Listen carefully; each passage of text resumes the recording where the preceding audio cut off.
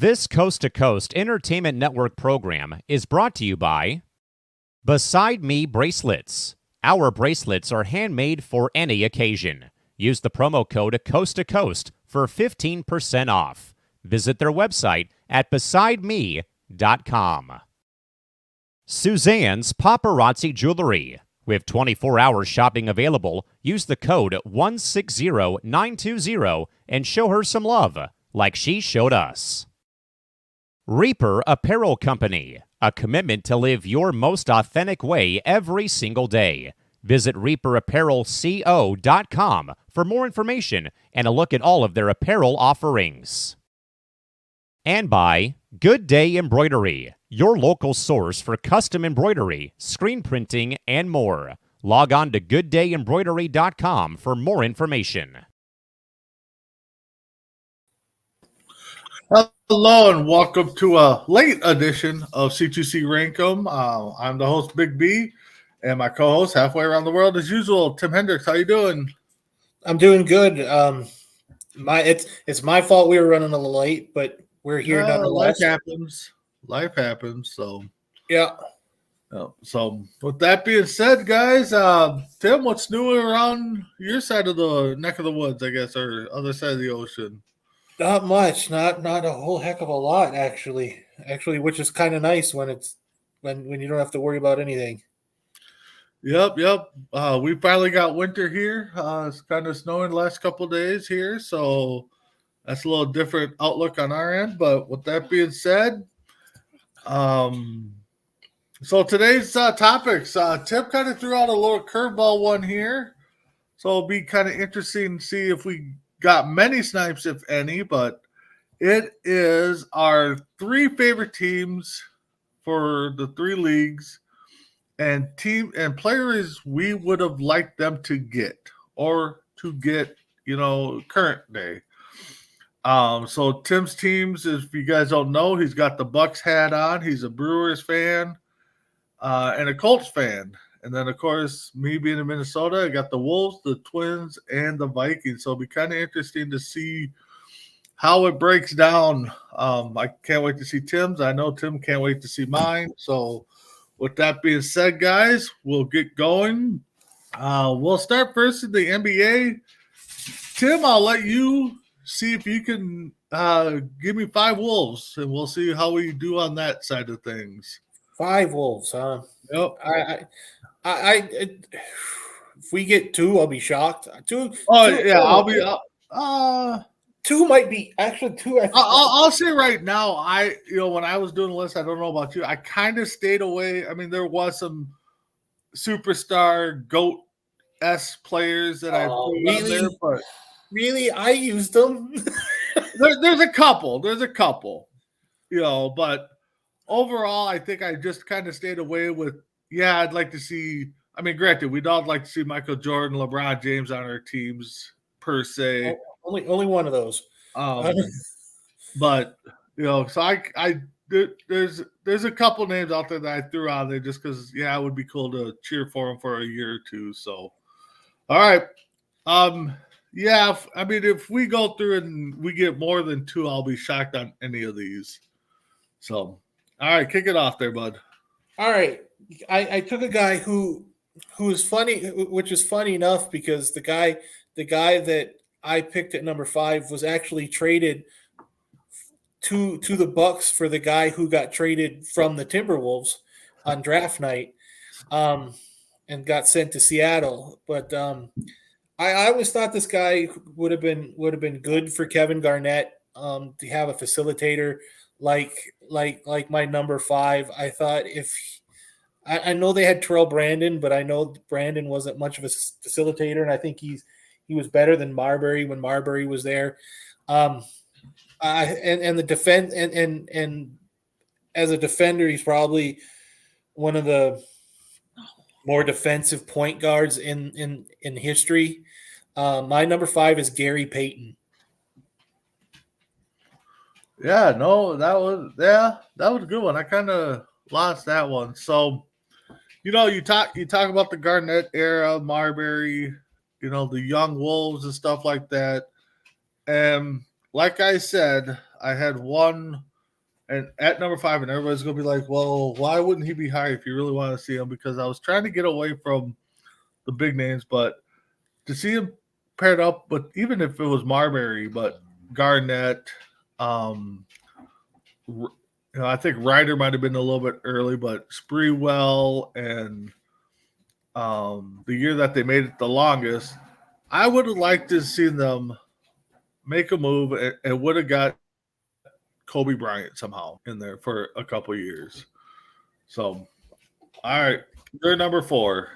Never thought of that one. I went with a shooting guard. I think that was a guy who gave Michael Jordan fits on defense. He's always gone and said that this Detroit Piston was always probably guarded him the toughest. I like this guy. I wish, to be honest, I didn't put him on my list, but I would have loved to have been on the Bucks. But what he did with the Bad Boys and what he did to Michael Jordan, Bad Boy eras, I think was really was special. And have him in the as a guard tandem with Isaiah Thomas, I think would have been, I think at the time was a good duo. But to put him in with the Timberwolves would have been, I think, would have been perfect because it would have given the leadership on the floor. Because you guys were a young team for so long. Yep. I think if you put my number 4, I think you guys would have grew up a lot quicker than you did. My number 4 is Joe Dumars. Ooh, wow, that's a good one. I do like that one. Yeah, the leadership definitely would have been good. I'm going to stick with the young pups, the Marbury, the Googs, the Riders, Garnett, of course. But I don't think he would have came here. I mean, he's definitely outside of his playing career. You see a lot of stories of how good this guy's in public. He would have fit the Minnesota Nice era. He would have, probably, got into the Minnesota culture really nice, like Puckett and Garnett did, and Moss with the fans and stuff. And just to give a presence in the middle, because that's one thing the Wolves seem to have lacked outside of a stellar defense, like a Gary Payton, like you brought up. I think Shaquille O'Neal would have been good in that Timberwolves colors. So you're number 3. I like that one. I like that one a lot. My number 3, we'll go back to the Bad Boys. This guy was with my number 4 and my number 2 at one point in their careers. I think if you put him under the hoop against with Garnett, you take a lot of pressure off Garnett to get rebounds. I think you go after, you get the guy with the king of rebounds. To me, honestly, is the king of rebounds. But the fact is, you give the Timberwolves a little bit more of a attitude. I think it would have been amazing just to see what he would have done in the Timberwolves nightlife in Minneapolis, because we saw what he did in Chicago, we saw what he did in Detroit, we saw what he did in Los Angeles, we saw what he did in San Antonio for a brief period of time. My number 3 is Dennis Rodman. Yeah, when you started talking at number 4 with Dumars, I'm like, oh, he's going Rodman on this one, and that would have been just a nightlight with the people that Rodman could have hung out daily, with Prince and stuff like that, and knowing or hearing that Rodman's kind of the focal point when he goes out would have been, that would have been, just outside of basketball would have been good. You talk about guys with attitudes and who could bring the intensity. I always like this guy's game.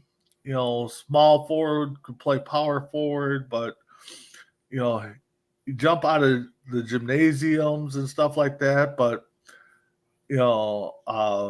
paired him up in Seattle with the glove and stuff. I thought that was a good tandem, and I think he could have came here.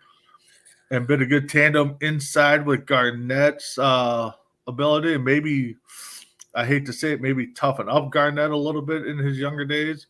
But my number 3 is Mr. Sean Kemp. I thought of Sean Kemp too. I really did. I'm thinking, how hard would it be for Sean Kemp and that Timberwolves team? And I'm like, oh, I don't know if that would work, but it's not a bad idea. Yep. Well, my number 2, and you didn't put the GOATs on your list, so I was trying not to. I mean, you right put now Kobe. I got Kobe. Yeah. You got Kobe. You got Shaq. So, to me, I think those are two guys that are in a lot of people's arguments for top 5 players, top 10 players in the league.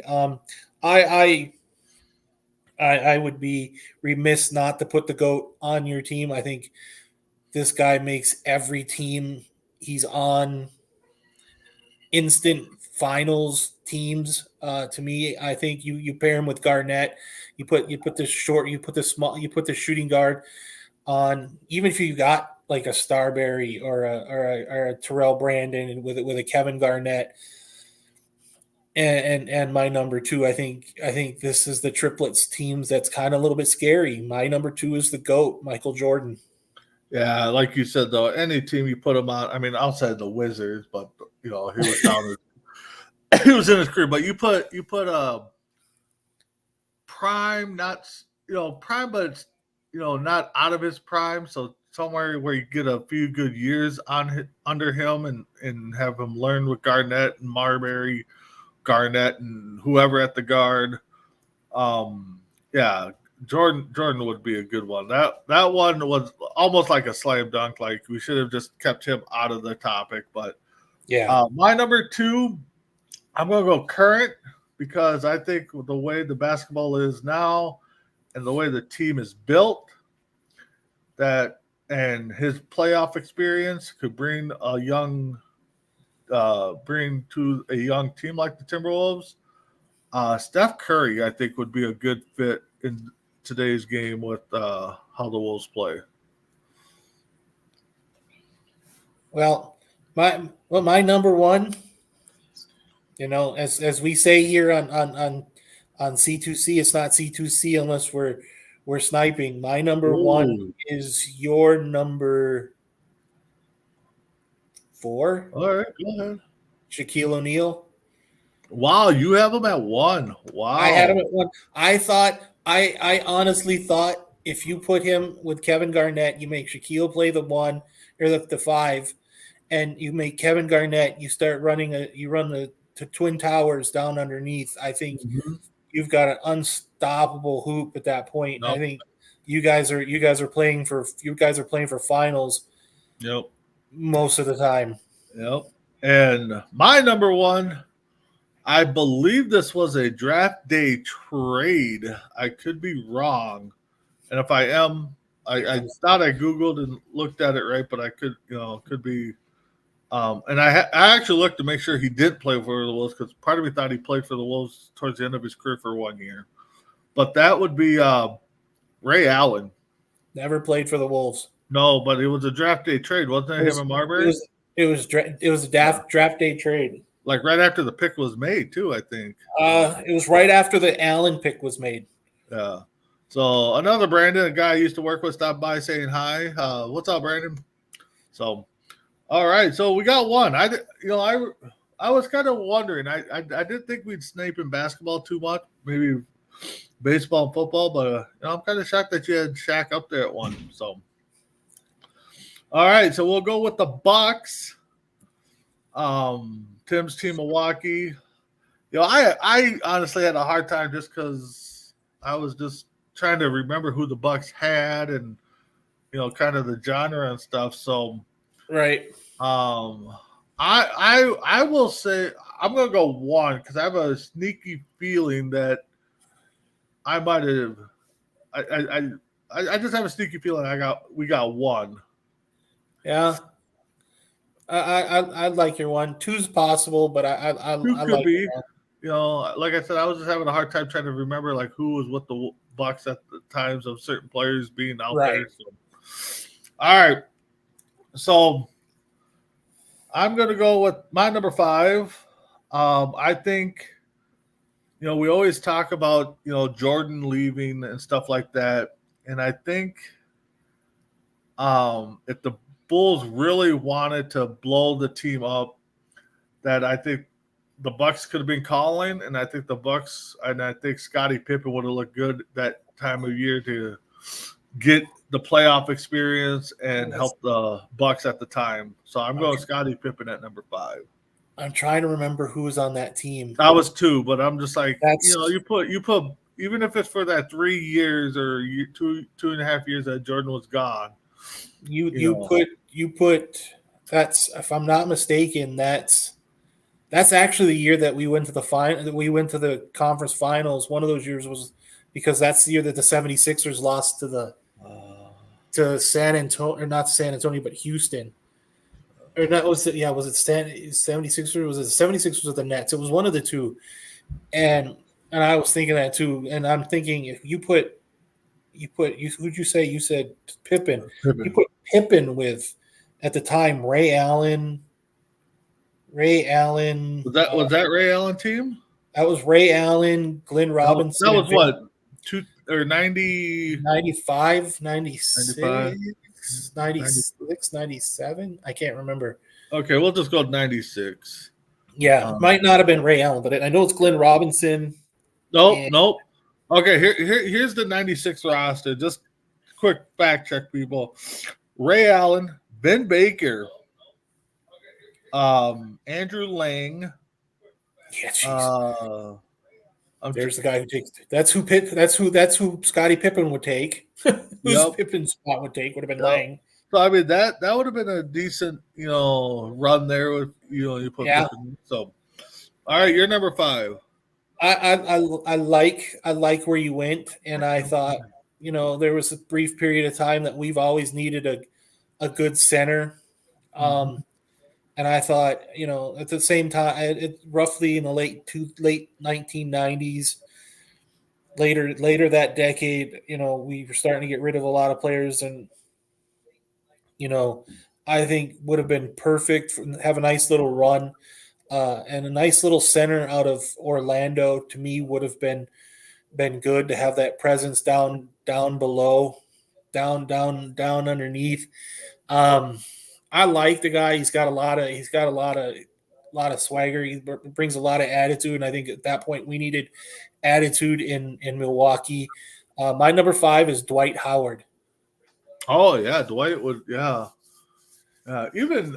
towards the end of Dwight's career, I think he still would have been a decent fit there. So yeah, I'm going to currently my number 4, and I think you pair him up with the way the Bucks are playing now, and maybe the Wolves should have moved him to Milwaukee instead of moving him to Cleveland at first.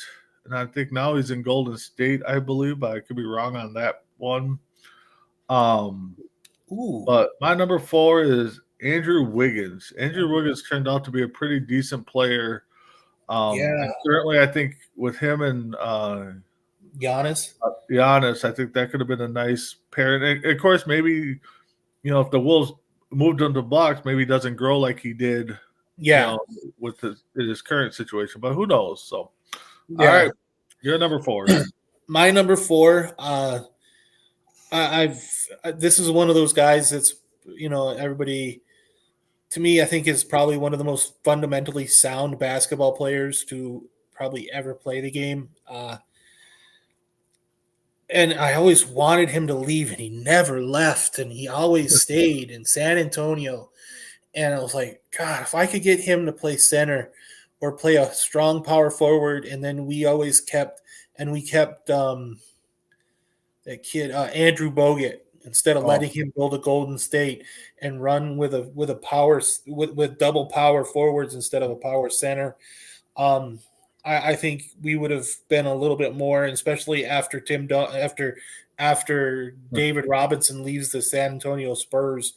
I think my number 4 would have been perfect under the basket with Bogut, and then even then, I think we would have had Richard Jefferson stay a little longer.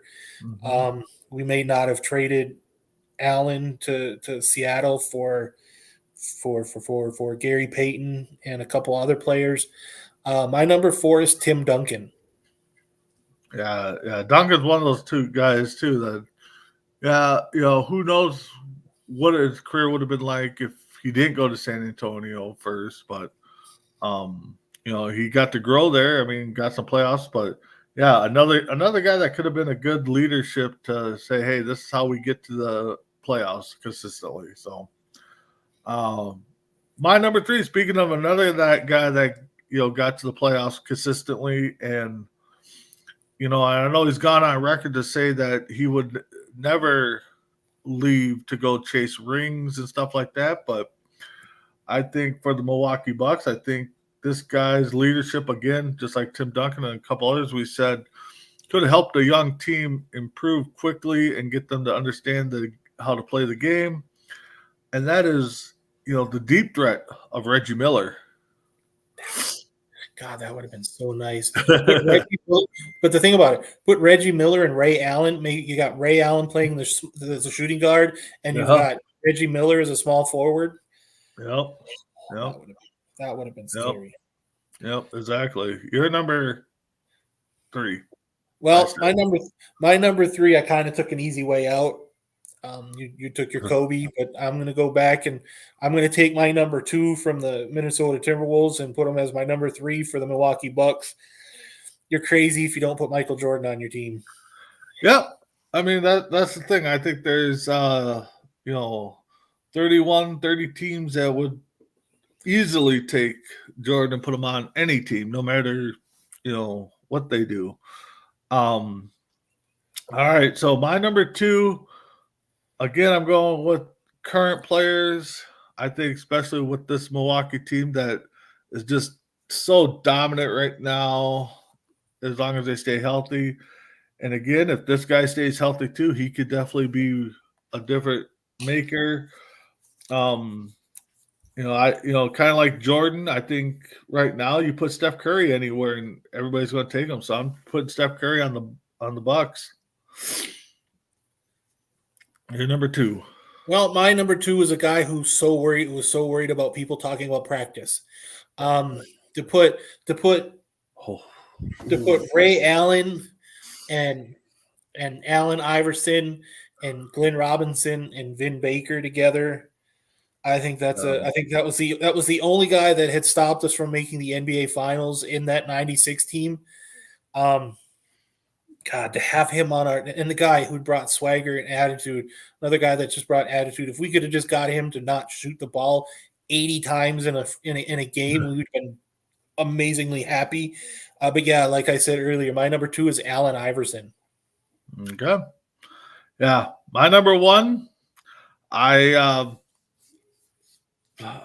Again, trades happen and things happen, but I would have liked to see how the Bucks would have looked with Steph Marbury there instead of Ray Allen. So, yeah, the trade that some think should never happen. So, yeah, Steph Marbury with the Bucks.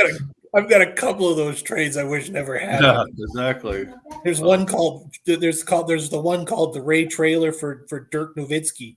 Yeah. Never happened. The Ray tractor trailer. Yeah. But my number one, and the funny thing is, when I found out about that this was a proposed trade at one point for Andrew Bogut and another player, it happened and it got broke off, and I'm literally made me sick. And to think that you could put this guy with Giannis and Middleton, and it would have been and Brooke Lopez. We don't at this point. We wouldn't need Lopez to be shooting threes. So my number 1 is your number 2. Okay. Steph Curry. There was a trade. There was a trade in his second year. There was a trade that it was going to happen, and that was how we ended up getting Monte Ellis instead of Steph Curry, because the Bucks. It was like right before the trade deadline. Mm-hmm. Steph Curry had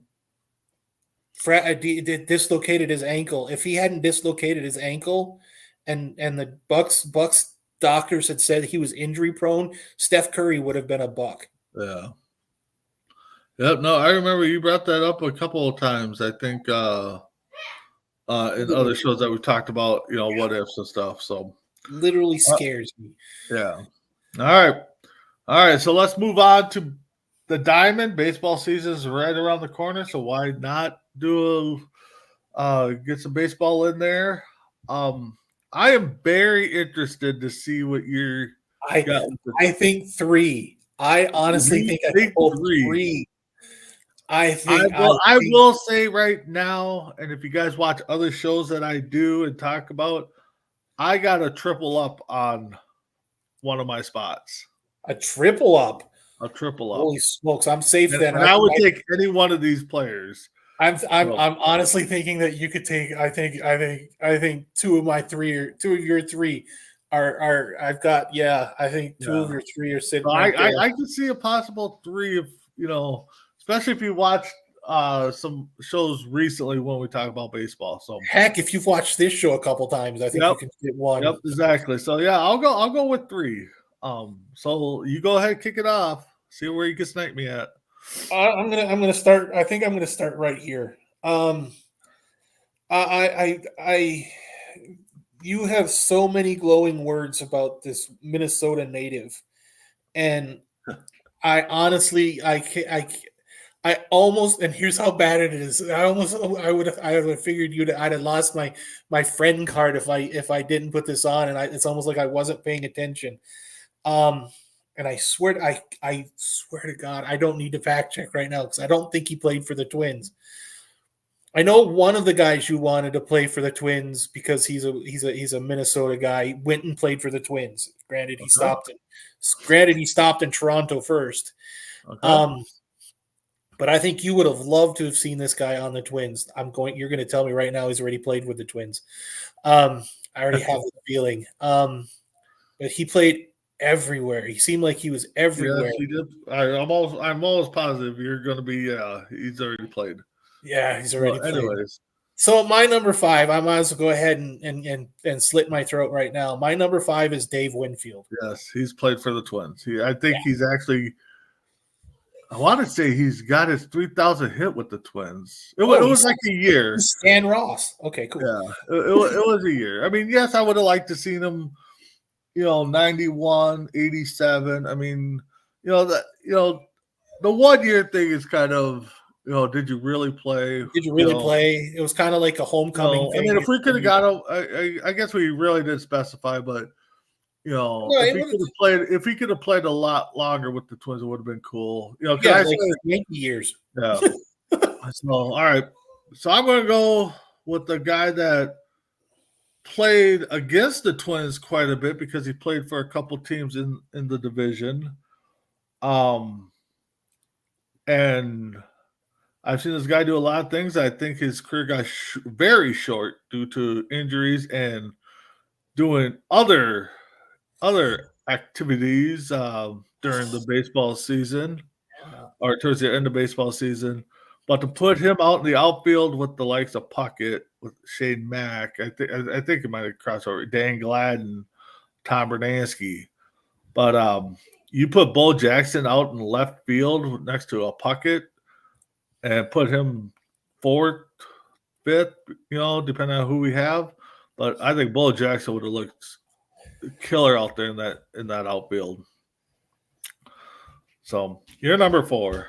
My number 4. Well, I'm going to go with an outfielder too, and I'm guessing he's one of your number ones. One of my number ones. Okay. Because I think you tripled up on your ones. I think. A former teammate of Dave Winfield, for a brief period of time. You have forgotten him on one specific moment. He's had 2 of his kids play. He has 2 of his kids that have actually played in the farm system for the Brewers. Yeah. And a former manager of the San Diego Aztecs. baseball team. But to me, honestly, I think he would have been perfect lined up next to Gladden and Puckett in the outfield. I think it would have been amazing. Hell, I think he would have been, when Herbeck left, I think it would have been perfect for him to move to first after that too. Oh wow. I think you replace, when Herbeck leaves, you put him in third and then at first, and I think it would have been you'd have made his career even longer. But to have him hit in at the Met would have been, I think, amazing, because I don't think did he ever hit at the Met outside of an All-Star game, if they ever had an All-Star game? At Metrodome, I don't think so. I don't think he was around when interleague play started. So, but my number 4 is Mr. Padre himself, Tony Gwynn. Yeah, that would have been that would have been sweet out there. So my number 4, I brought this guy's name up a few times because I like his nickname. I like his intensity. I think the guy played outfield, but I think he could have probably played either corner positions just the way he was built.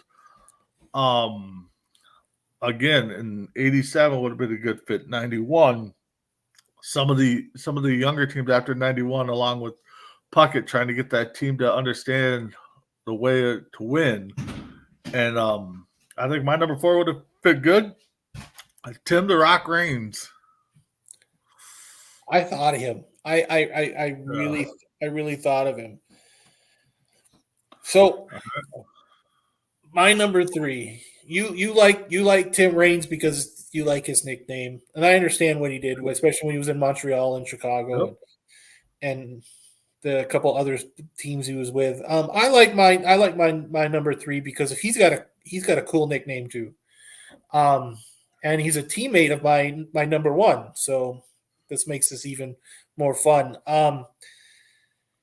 My number 3 knew how to play the game. Played in your division eventually. No, did he? Yeah. Wait. No, don't fact check me. I'm not gonna make that. I'm not gonna make that. I think he did, which is even weirder, because I think he played for the White Sox. I know he played for the Reds for a little bit. But to see this guy throw, you let Puckett play center. You let my number 3 play any of the corners. I think he would have been just as happy, because his dad taught him how the game of baseball really, really works. Mm-hmm. My number 3 is the kid, Ken Griffey Jr. Yeah, I believe he had a little stint there in Chicago, I think. I could be wrong. All right, my number 3. This is where I tripled up at. Because it starts with pitching. I think a lot of baseball at the time, you needed a solid 1, solid 2 guy, and the roster we had was Santana's, the Rackies, Viola's, Morris in 91. I think if we could have added one of these 3 guys, I think it would have brought our pitching staff up there a little bit, and it would have happened after 91, I think. But you give me a combination or even just one, John Smoltz, Steve Avery, or Tom Glavine on the Twins teams, I think that would have been just a nice, solid bulldog right there. Wow. So I thought of them too. That's the sad thing. I thought of them.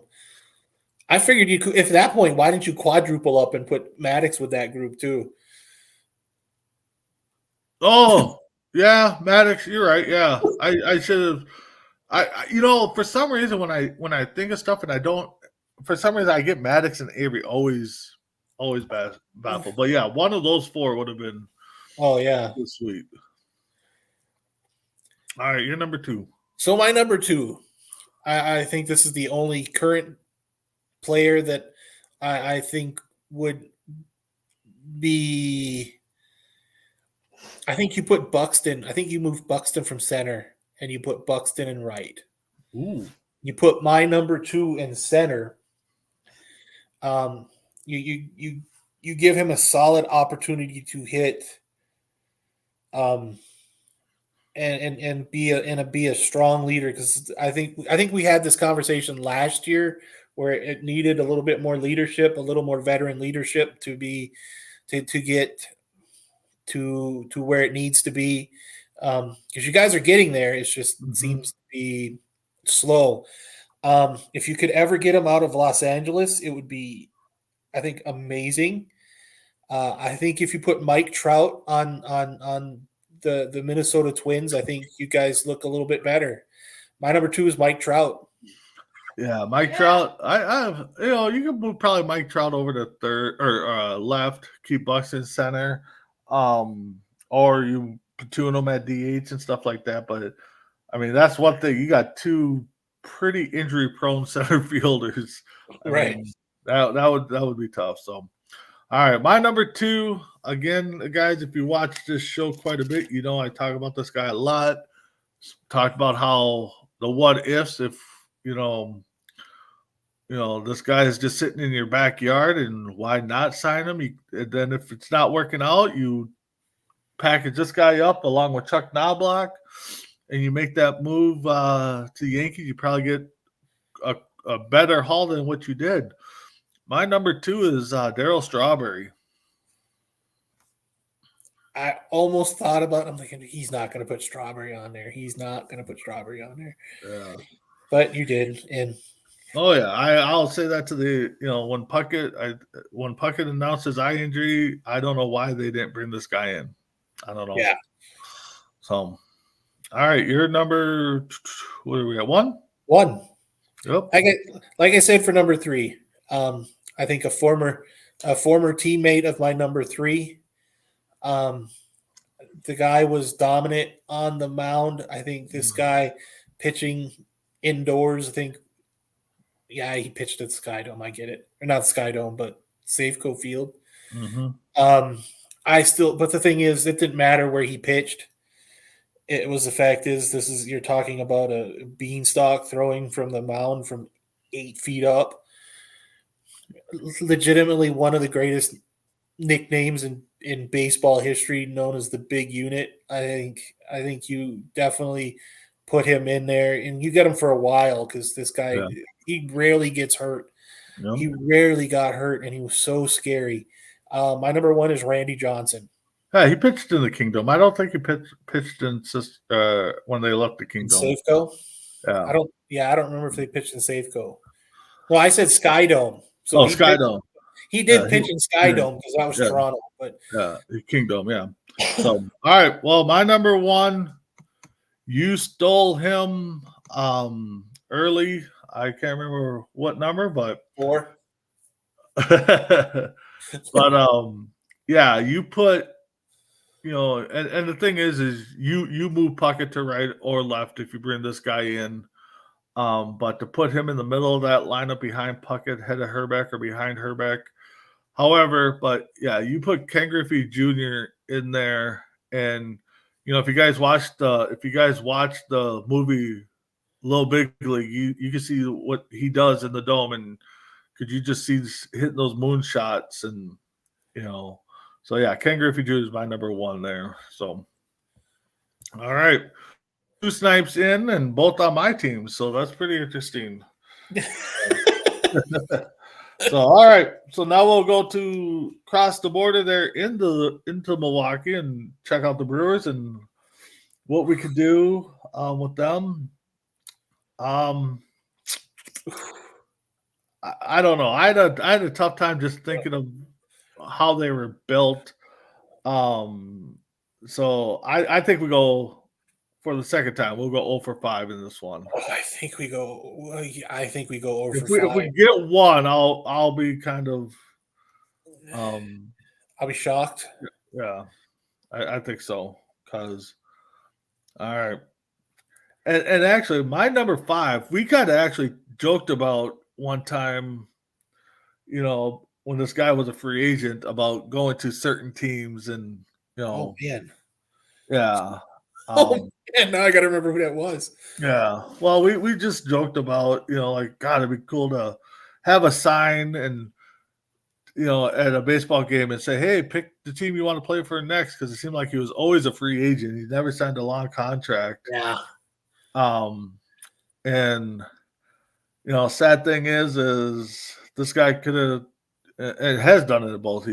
So I'm not going to beat around the bush. Deion Sanders, Yeah. He seemed like he was. a free agent every year. It seemed like. Yeah, it seemed like he was signing with everybody, and it was like, yet he didn't sign with the Twins, he didn't sign with the Cubs, he didn't sign with the Brewers. I'm like, good Lord. But then again, you find out he don't want to play for cold weather teams, and I'm like, okay, but you played for the Yankees, bud. Yeah. All right. So my number 5. I would have loved to have him in in the outfield. To have him in the same outfield as Rob Deere, Greg Vaughn, Jeremy Burnett. It would have been so nice because you put him, you bat him second or third, right ahead of Burnett or Vaughn or Rob Deere, and it's almost like it would have been. He's on base. I'm not going to beat around the bush either. My number 5 is Tony Gwynn. Yeah, that's a guy I think could have done a lot for a lot of teams. And you brought up Mr. 3000, and you just saying that, it's just like, God, that Bernie Mac in that movie would have just it's like, God, that just has like the Tony Gwynn feel, trying to go back and getting that last hit. And exactly. So that was just kind of ironic. I mean, somebody's going to comment and be like, Tony Gwynn and Bernie Mac. I get it, guys. I mean, honestly, Bernie Mac would have played a good Tony Gwynn. Yeah. Oh yeah. I think he would have been a good Tony Gwynn. So, all right, my number 4. This guy only had a few good years, but I think I still think he makes an impact in a lot of lineups. You talk about Rob Deere, and I believe they paired up in Detroit, I think, for a year or two. Of course, his kid ended up playing for Milwaukee, getting drafted by Milwaukee.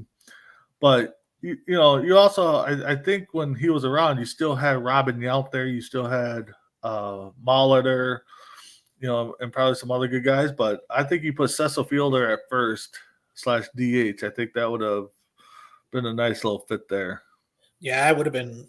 But that was the weird thing is he didn't. He was so bad until, because I remember his days in Toronto, they were terrible. Yeah, and then he went over to Japan and comes back. Japan, and then Japan, and all of a sudden it's like he knew how to hit. All right, you're number 3. If you outside of the years that you just said. Oh wait, no, you're number 4. I'm sorry. My number 4. That's right. I was still going to go number 4. Outside of lately with Willie Adames playing shortstop, for the 80s we had Yount playing second. We had take that back. We had Yount playing short. We had Jim Gantner playing second, and we always never had. It was always scary because the middle part of our infield was so terrible, so suspect, and it always made me. And we lost so many games because of easy things. And I thought we had this guy. I thought we had a good one with Pat Listash and Fernando Vina, and that turned out to be trash. But if we could have ever gotten this kid from Cincinnati, I always thought it would be amazing. But Cincinnati had such a stranglehold and death grip on this second baseman that we're never going to get him. They were going to break the bank just to keep him in Cincinnati. My number 4 is Barry Larkin. Was Larkin second base or shortstop, or you would move him to second base? He was a second baseman. I thought Larkin was short. I could be wrong. I mean, they typically play both. He can play both. I know he could play both. Yeah, but I know because they had Sabo at first, and then they didn't. Yeah. Oh, you could be right.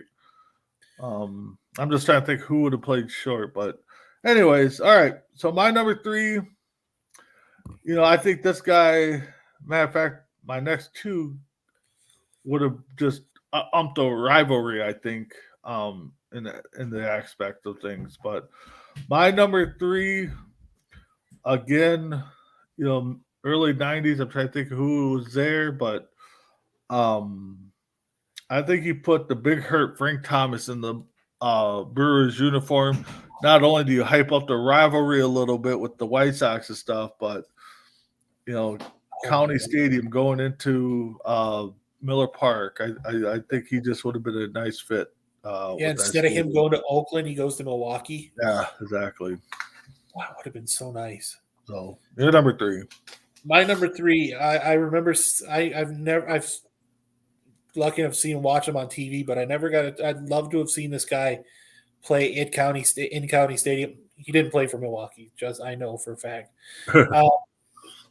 But he was probably one of those guys that him and Pudge Rodriguez and Palmeiro briefly in the Rangers organization, to me, I thought had such a huge, powerful lineup. And I always wanted to see if we could snag him to go alongside Richie Sexson, Jeremy Burnitz.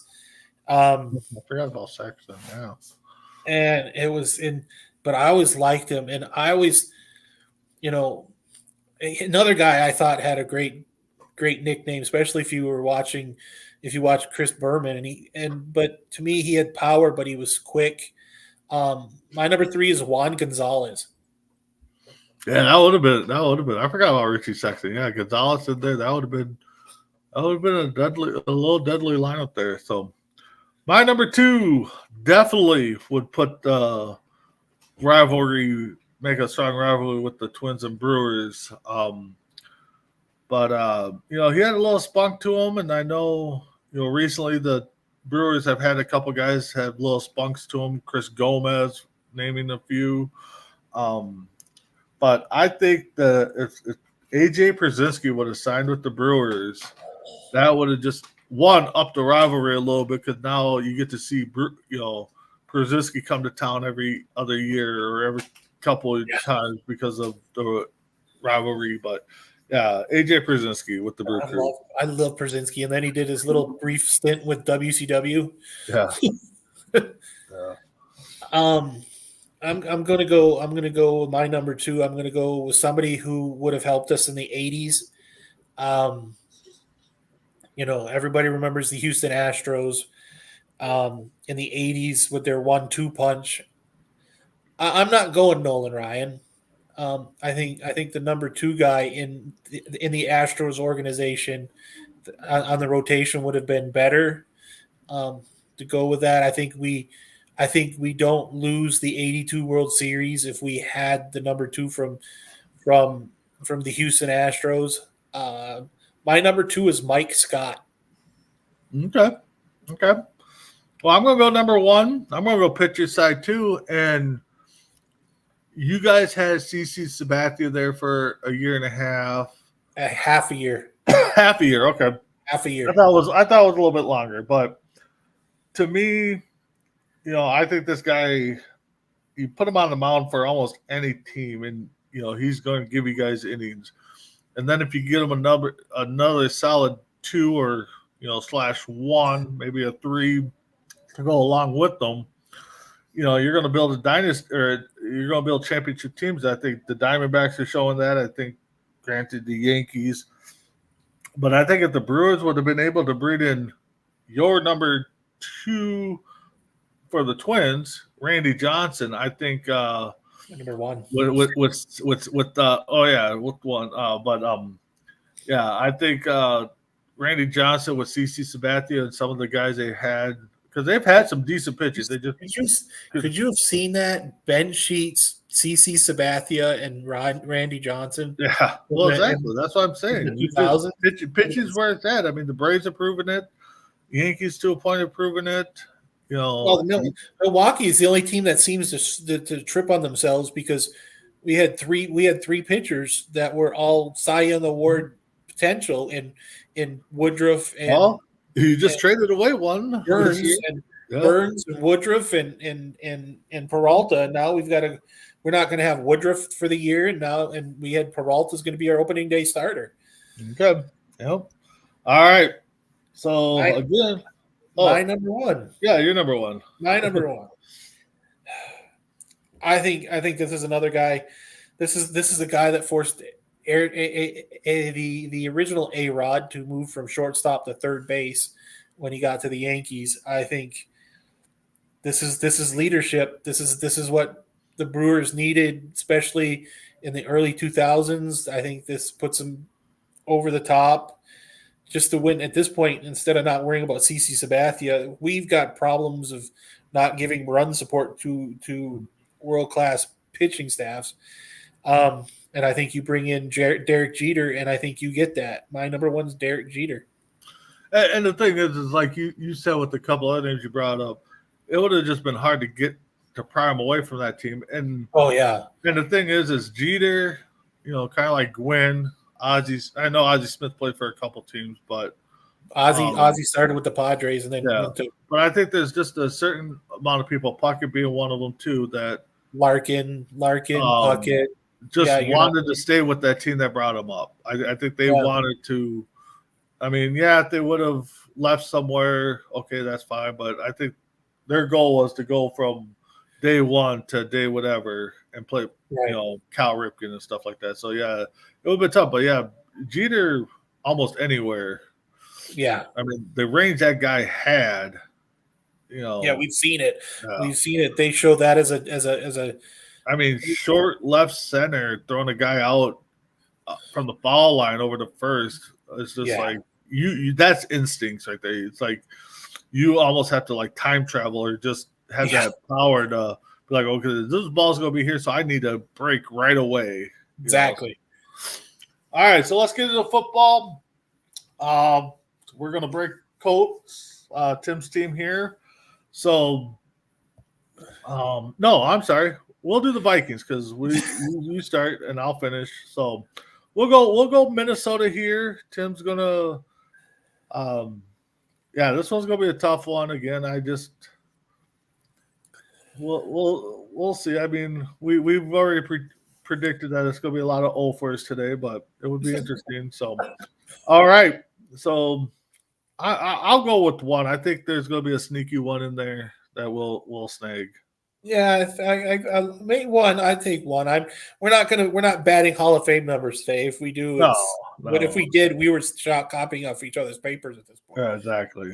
So, all right, you start off at number 5. I think if you take this middle linebacker and put him on the late 90s, 2000s Minnesota Vikings, I think. Again, this guy brings swagger, and you put him up there, and you run a defense. Because I think that time, was Randall gone already by that time? He might have been. I think he was there with the Williams wall for a year or two that we had Pat and Kevin Williams. Yeah, Pat. All right. I think this guy you're basically building the defense around this guy. I think you guys had Antonio Winfield at that point. Okay. A little bit, if I'm not mistaken. But you take the guy from the U, and you don't let him go to Baltimore, and you let him go to Minnesota.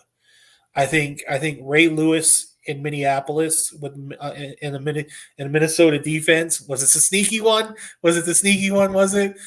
I'll tell you a little bit. I think Ray Lewis would have been a great fit. He already looks good in purple. Why not put him in freaking purple and gold? Go for it. I had him ranked higher for some reason. I took him off. I don't know why, because I had the same.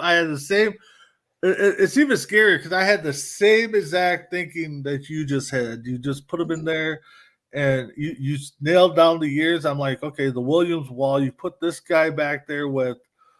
I was trying to think of a couple other linebackers because we've had some decent ones. You have Randall, you have Winfield. That defense would have been scary. That's before Kendricks got there, wasn't it? Yeah. Oh yeah. That was before Kendricks there. Yeah. I'm just like, I better just take him off. But all right. So Minnesota's always had problems with offensive line. We've had, I think, one decent above average offensive line since I can recall. But I think if, towards the end of his career, I know he went to Green Bay. But I think if we could have brought him in to anchor down the offensive line some more, I think it would have helped out a lot. And that is one Jeff Saturday. You went Saturday. Wasn't sure. Yep. So, all right, you're number 4. I'm going to go with a semi-current player. Okay. You'll understand the semi part here in a minute. You have talked about this player on more than one occasion. If you didn't fire a coach at the University of Minnesota, he was coming to Minnesota. You got a guy who could replace John Randall, of all people, to be that, and to think you put my number 4 and my number 5 together. That's a scary defense. Mm-hmm. But I'm going to rip the Band-Aid off right now. My number 4 is J.J. Watt. Yeah, that would have been something. Yeah, that would have been even towards the end of his career with the team we've had when he left the Texans and went to Arizona for a year or two. All right, my number 4. Again, I bring this guy up every year. It seems like, and if we didn't make that dumb trade, we probably would have had this guy. Who knows what his career would have been like, because our offensive line was not as good as the Dallas Cowboys offensive line. But I still think he would have put up numbers, and it would have been a good transition, maybe from this Smith to Robert Smith or beyond. But number 4, Emmitt Smith. You went the Emmitt Smith way. I'm thinking, is he going to bring? That's my entire thought. Is like, is he going to bring anybody up from the trade? Oh yeah, I could have brought up Aikman. I could have brought up Irvin. We still had good receivers. Quarterback, yeah, would have been decent with Aikman, but Emmitt would have been different. All right, number. What are we at? 3 for you. 3 for me. So the 80s for you. You had a running back in Darren Nelson. Yep. You had, for like 85 on, you had Steve Jordan at the tight end. Yep. You had Anthony Carter as a receiver. Yep. But there was always the thing that always made me sick, and thank God I wasn't a Packer fan, or I'd be extremely happy. You guys had Tommy Kramer as your quarterback. Yep. And I'm thinking, if you guys had somebody else, like a quarterback from Notre Dame, we wouldn't be talking about one team. We'd be talking about a different team. Yep. We wouldn't be talking about the San Francisco 49ers. We'd be talking about the Minnesota Vikings. I gave you Joe Montana. Yeah, that would have been nice over Kramer, Wilson, even in the mid '90s. Steve Young would have been a nice one. Because outside offensive line, quarterback has also been a terrible position for us to kind of get that guy around. So, all right, so you went quarterback at your number 3. I'm going to go quarterback at number 3 myself, and I think this guy should have came here instead of going somewhere else when he left his team. I don't know if he would have got the ring.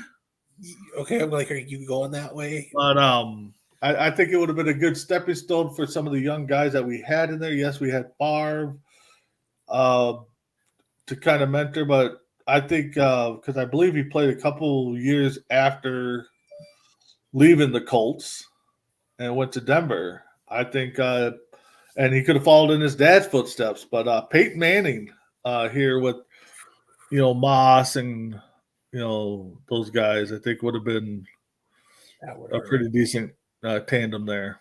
That would have hurt my chest. That would have hurt my heart. But he got let go, so he could have. You're number 2. You used to tell me about this wide receiver for the longest time Yep. about being a ball boy in Minnesota. Yep.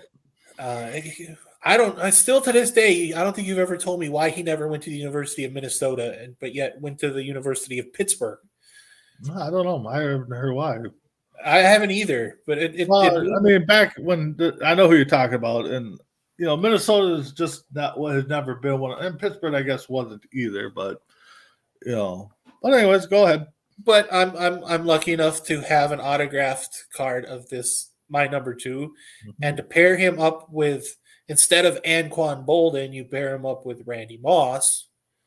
Then again, you can have Brock Purdy as your quarterback, and you guys look like superstars. Yep. My number 2 is Larry Fitzgerald. Yeah, that one does hurt quite a bit because he's come out and said towards the end of his career that everybody's like, "Oh, you need to go to Minnesota to finish your career," and he said no. He's like, "Yeah, I'm going to be a Cardinal." So yeah, Fitzgerald would have been very, very good. Again, Minnesota for some reason produces some nice receivers with the Vikings or the state itself. So my number 2, we talk about defense, we talk about shut down players. You brought up a good one in Ray Lewis that I had on there. I moved this guy up to number 2 because I took Ray Lewis off my list to add Jeff Saturday on there. But again, this guy plays everywhere, and they say, especially on the defensive side, if you don't call the name, he's playing very effective. And we got their Darnell Reese Island, but this guy I think shut down a lot of teams just by able to cover half the field before Revis did it. And that's one, Deion Sanders. Ooh, yeah. And some of the defenses we've had, if we could have got a good shutdown corner on that side, and I don't understand why Deion didn't transition over into the safety role, because I think he could have done more damage than just having. He couldn't tackle. That's the problem. Well, that is true. He couldn't tackle. That's right. that is true. So, all right, you're number 1. Well, my number 1. You, for some reason, had picked a running back that needed an offensive line to get his yards. Mm-hmm. I am going to be generous, and I'm going to give you a running back that didn't need an offensive line. Okay. I think he played 10 years, 10 years, still not long enough, on a team that for some reason didn't want to put crap around him. and basically ran 40 yards on a 10-yard sweep. Game. Yeah. Crazy. My number 1 to me is the second best running back in history. It's Barry Sanders.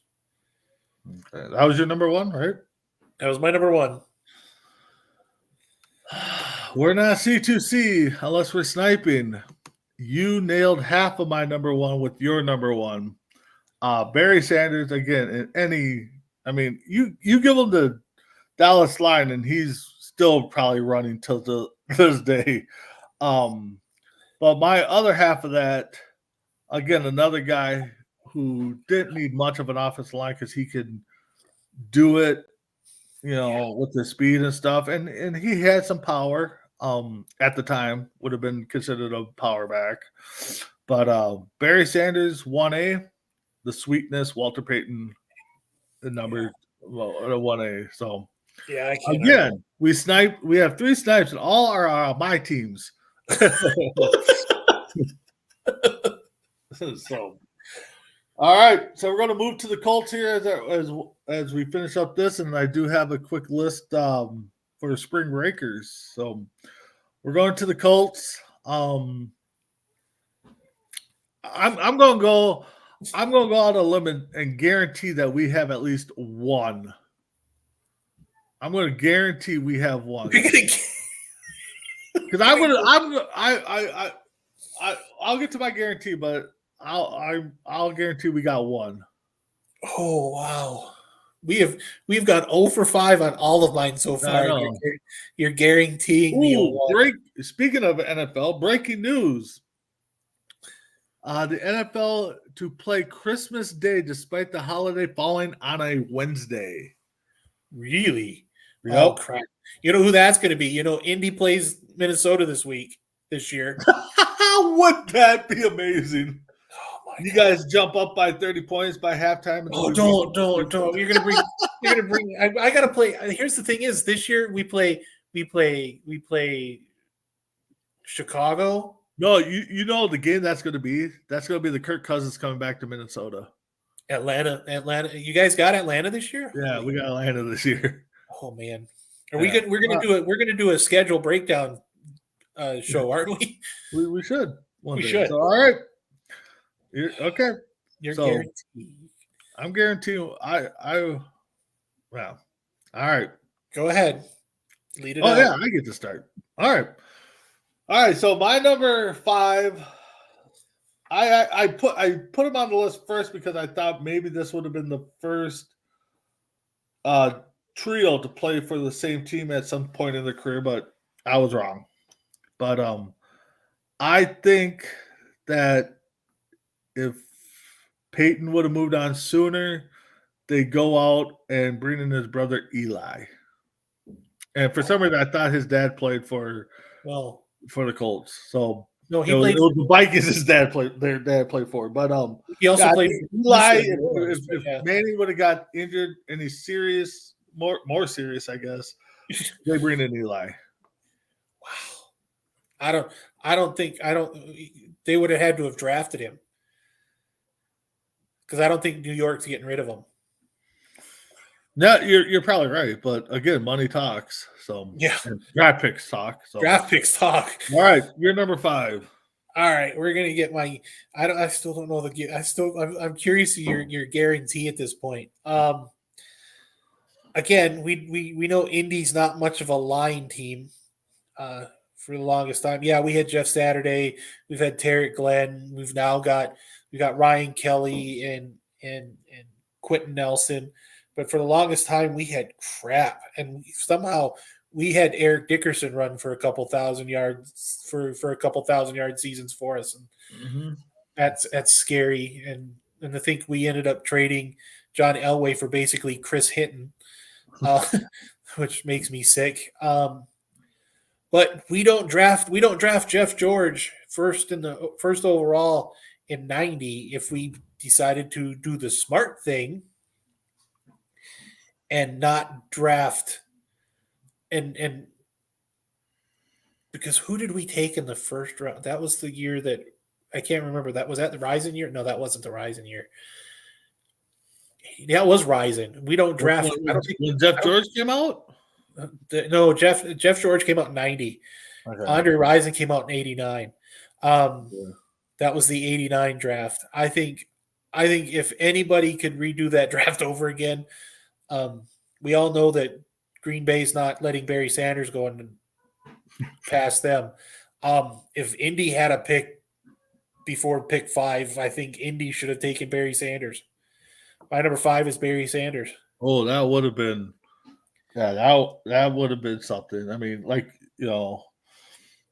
Barry Sanders, like you said, on any team. That 89 draft that started off with Aikman number 1, Barry Sanders number 3. Mandrich went 2. Went 2. Packers took 2 at Mandrich. Mandrich, yep. Dexter Thomas. That was the year. That was the first of many Vikings drafts. Vikings draft. Let's see if they put that in there. Pick 8 was acquired. So who was 8? Oh, the San Diego. Oh, that's right. We traded our pick to San Diego with Leo Lewis, I think it was, in that draft. And that's how they got Seau, isn't it? No, that's how they got the defense end, Grossman. Oh my gosh, Brent Grossman. Yep. All right. So my number 4, we talk about shutdown corners, and this guy, I think, definitely would shut down a lot of corners. No, not Deion Sanders, but I brought him up when I was talking to Vikings, but Darrelle Revis. I think that would have helped the Colts defense really good. I'm just curious. Where's your guarantee? I'm not curious. telling you yet. You're not telling me? All right, you're number 4. My number 4. I'm going cornerback. Okay. We needed a cornerback to beat. How many times we needed a cornerback to beat Tom Brady. We had the pass rushers. We didn't have the linebacker. Mm-hmm. We needed him, but we needed a cornerback because he torched us. Also, the next words out of my mouth are going to be, it's not C2C unless we're sniping. My number 4 is your number 4, Darrelle Revis. Ooh, that was not the guarantee I thought. Yeah. So my number 3, we talk about offensive linemen. You had Jeff Saturday. You named off a few. I also think this is probably one of the best linemen that the Vikings have had, and I would have liked to see them go from Minnesota and not to the other purple team, but line them up with Saturday and the crew you guys had. Matt Burke. I know they're both centers, but I think they're both centers. I think he could have moved to guard. I mean, I'm like, are you gonna? I'm thinking, were you giving me Randall McDaniel or are you giving me Corey Stringer? Randall would have been a good one too, but I think. Are you giving me? I thought, wait, he's giving me Corey Stringer. Yeah. All right, so you're number 3. Oh, my number 3. Well, I'm going to give you that curveball that. Most of these can be considered curveballs. Yeah. But, to me, I thought what hurt our defense is when Bob Sanders had to retire. And in Indy, he was known as the eraser. When he had to retire due to concussions and being a little too much head hunting, I'll be the first guy to say it. My number 3 was also known as the eraser at the University of Florida. I was hoping, because my number 3 came out the year after Bob had to retire. And I thought he would have been a perfect fit to replace Bob. To this day, I still hate the fact is he went to Jacksonville. You don't know this guy, but I know this guy more than enough. My number 3 is Reggie Nelson. Okay. All right. My number 2, I think this is probably going to be the first time I could say this on our show. He's appeared 3 times on our list, my list at least. This is the 3rd time. So I have a feeling this was my guarantee, because I just think that you would have liked to see him wearing that Colts blue, the Brewers colors.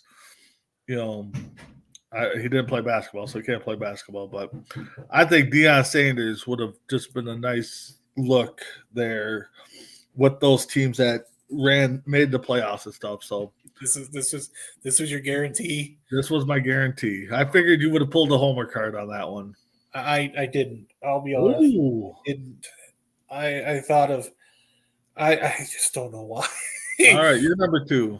My number 2. I've brought it up before that we've had some terrible lines, except for a handful of Pro Bowlers and All Pro guys. But to me, I think if this guy had come to Indy after his time in Cincinnati, I think he would have helped a lot. He would have been a great. We would have moved our left tackle over to right, and then you bring in a Hall of Famer like this guy. I think he would have been amazing. I think Dickerson's numbers would have been bigger, higher. My number 2 is the offensive tackle of the Cincinnati Bengals, Anthony Munoz. Yeah, Munoz would have been nice. That would have been. I've seen a lot of his cards popping up in some of the people I watch. Got to start worrying if he's getting ready to be sick and dying, because that's the only time half those cards come out. Yeah. So my number 1 for the Colts we talk about receivers, we talk about big playmakers.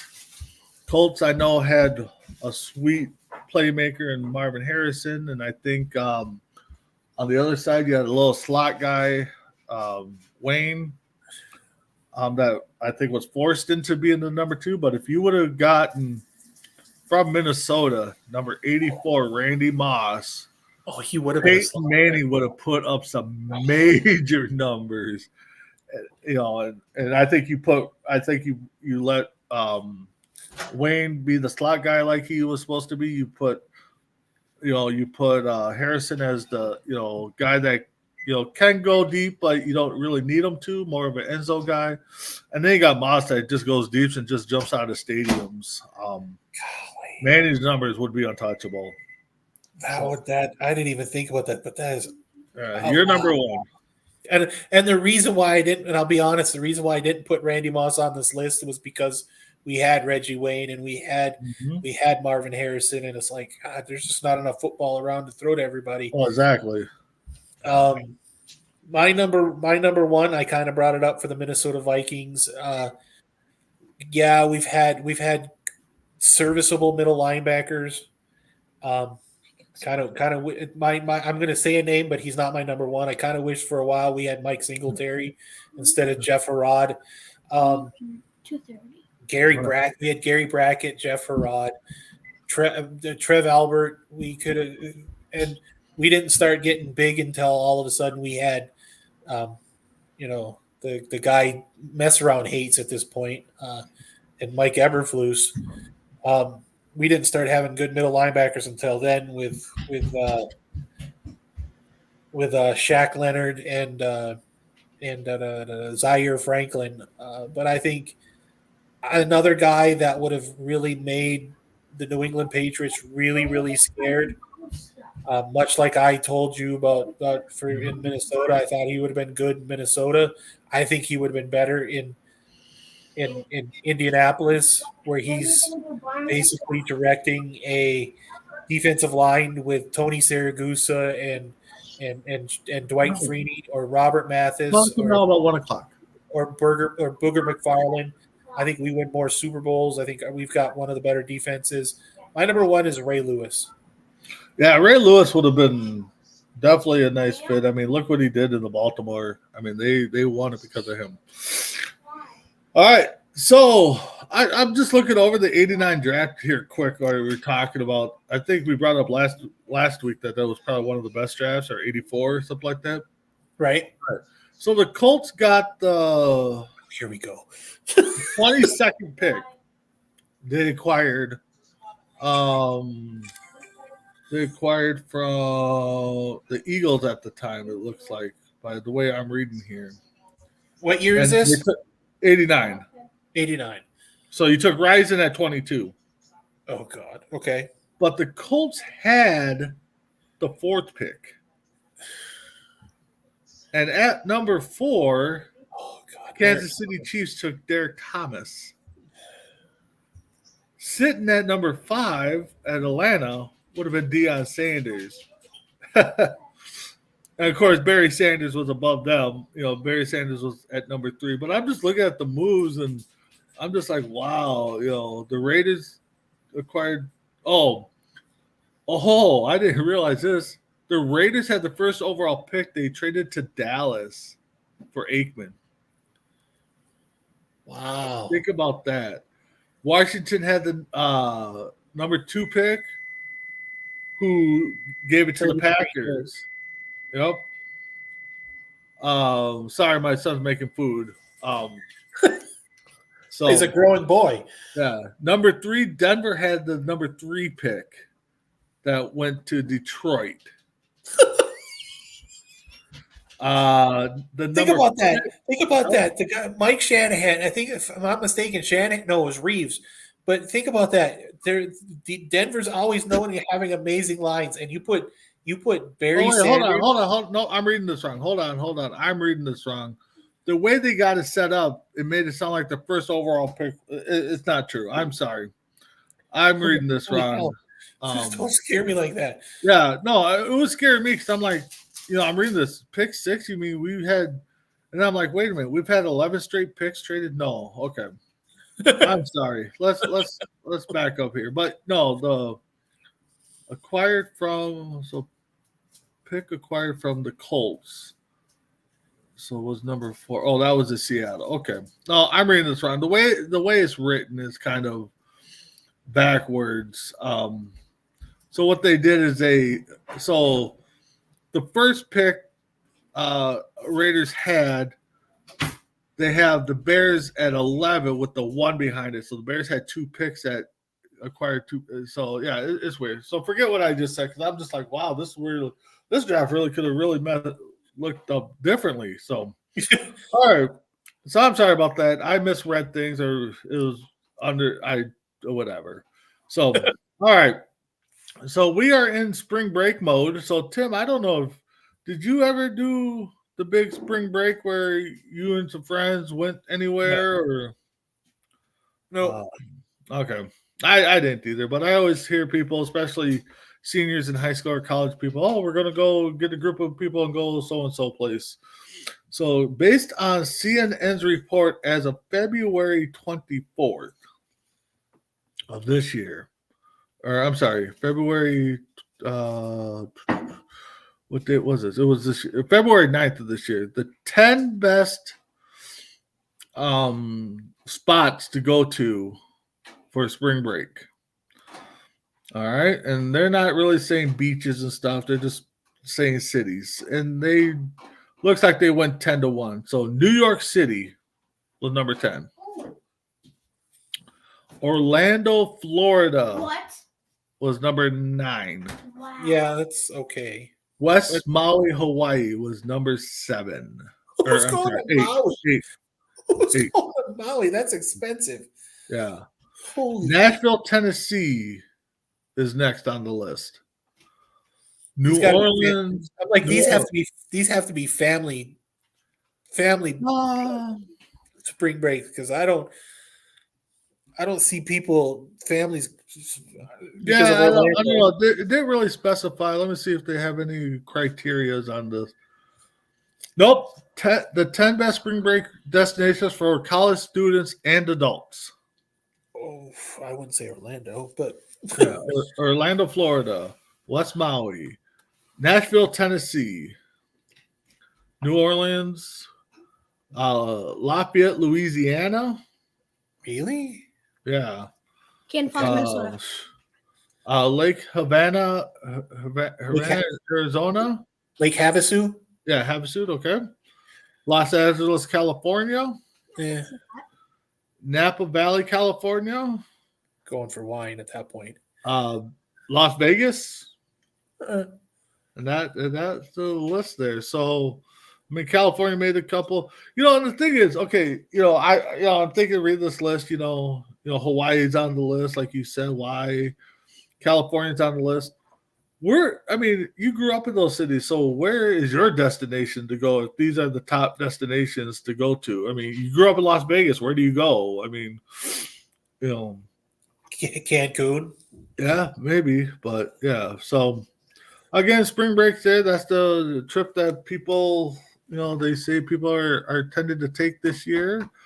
So we got a couple comments here I missed. Our buddy Greg. He said Blazers had Drexler and Brandon Roy, but they should have picked up the GOAT and Durant instead of exactly. He also yes, no, yes, nah, hell yes, hell no, maybe. I wish I would have caught the comment of where he was talking about. He's talking about the spring break trips. Oh, okay, that was just popped up. Okay, yeah, okay. Gotcha. So with that being said, Tim, what you got? Your final thoughts?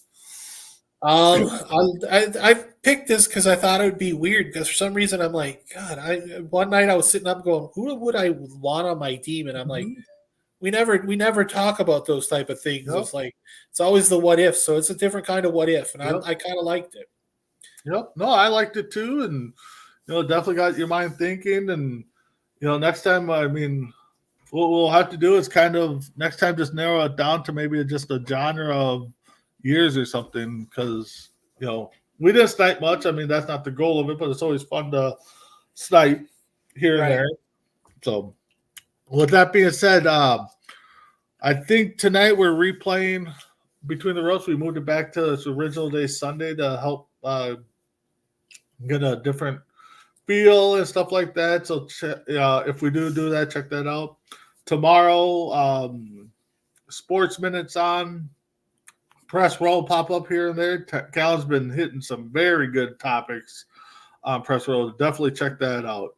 Check out Creeping It Real. Checking out Kicking It with Tim's wife's favorite segment at the end of that show. Haven't had it for a while. I don't know where Isaiah's been. He's been MIA. Maybe he's watching some movies. I don't know. But Friday is Entertainment Hour. Saturday, more on deck.